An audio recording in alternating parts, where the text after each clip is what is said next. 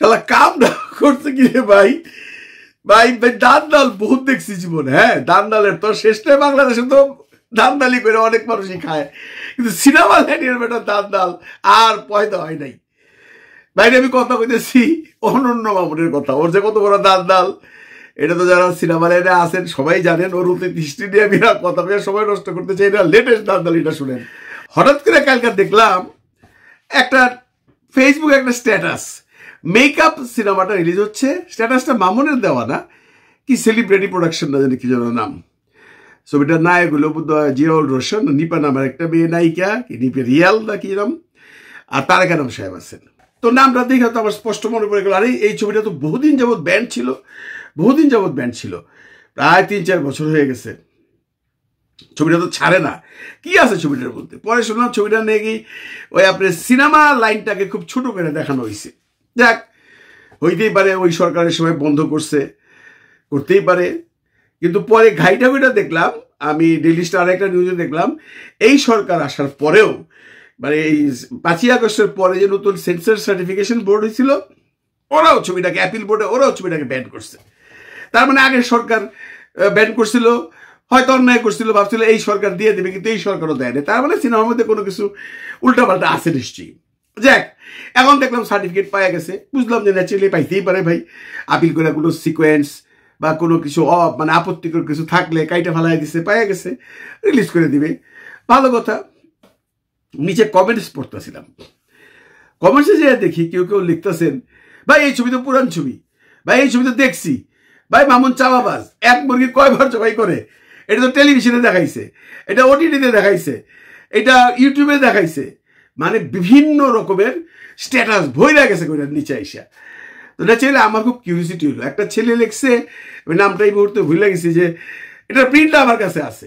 তা আমি আবার কিউরিয়াস হইয়া তারে আমি লিখলাম যে ভাই যদি আপনার কাছে প্রিন্টটা থাকে একটু লিঙ্কটা দিবেন, আমি কনফার্ম হইতে চাই আদৌ আপনারা যে বলতেছেন যে এই ছবিটা অলরেডি রিলিজড একটা ছবি বা নতুন করে সিনেমা হলে রিলিজ পাচ্ছে, এটা কি সত্যি নাকি? এত বড় দান্দালি তো ফিল্মে হয় না, যে টেলিভিশনে বা ইউটিউবে চালাইয়া আপনি আবার সিনেমা হলে চালাবেন। সিনেমা হলের মালিকরা কি গাঞ্জা খায় নাকি? তারা খবর রাখে না? আপনি তো আমার পাঠান। ভদ্রলোক পাঠাইছে, আমি ছবিটা কিছুক্ষণ দেখলাম।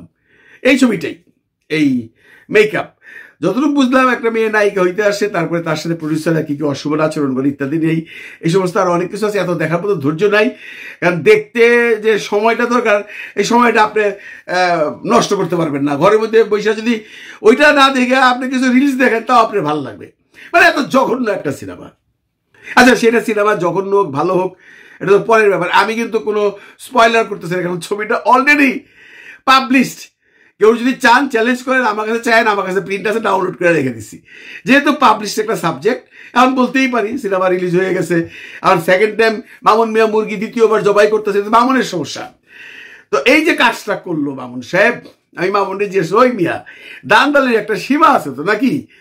তোমারে তো মিয়া আসলে মাথা ন্যাড়া কইরা গলার মধ্যে জুতার মালা দিয়া পুরা বাংলাদেশে ঘুরার দরকার।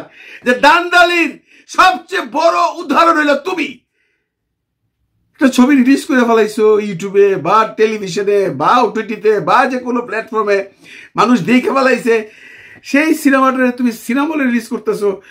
তুমি বলতে পারো আমি তো করতেছি না, প্রডিউসার করতেছে, তুমি জানো না কিছু। আবার আজকে একটা স্ট্যাটাস দেখলাম এত লম্বা, যে বন্ধুগণ আমার এই সিনেমাটাকে তো আগের সরকারের কিছু দালাল আটকায় দিছিল, যে লোক আটকাইছিল সেই লোক আলো আসবে গ্রুপেই ছিল, এবং ওই লোক নাকি এখন এফডিসিতে ঘোরাঘুরি করে। আসলে সরকার বদলায়, এরা বদলায় না। কারে মিন করছো? ও আলো আলো আমার আসে, কি আলো আমার আলো নাকি আলো আমার আসে আসবেই না, কি গ্রুপে থাকলে ছেড়ে দিব সরকার? সরকার কি ঘাস খায় নাকি নিয়ে? তোমার কথা হয়ে বসছ। আর যদি সাহস থাকে নামটা বলো না, কেডা সে, নাম বলো। সেটা তো বলবো না, খালি মানুষের আঙ্গুল দেওয়ার মধ্যে আসো, নিজের দেখো না, টের পাও না।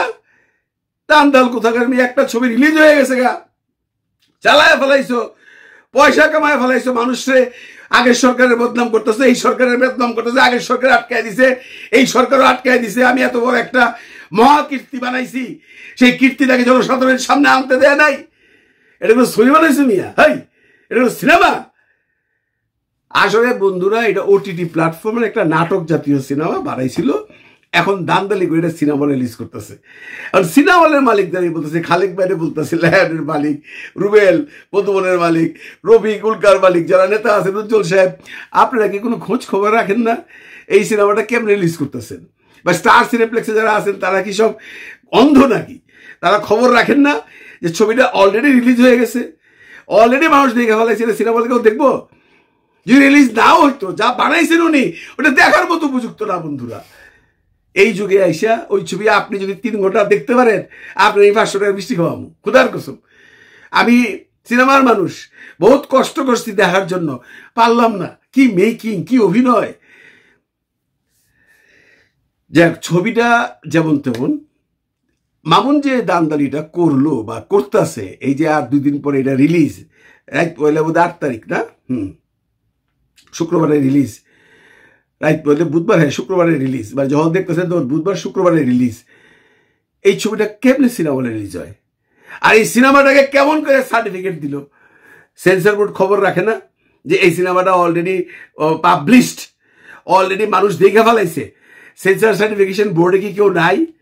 কেউ কেউ বলতেছে ওরে বলে পয়সা দিয়ে আছে, কিন্তু ভাই আমি বিশ্বাস করি না এই সরকারের আমলে কোনো ঘুষ টুস নাই, একদম টোটালি বন্ধ। এই আগের সরকারের এক সময় ঘুষ ছিল, সেন্সর বোর্ডে টাকা দিলেই সবকিছু হইতো, এখন এইসব নাই।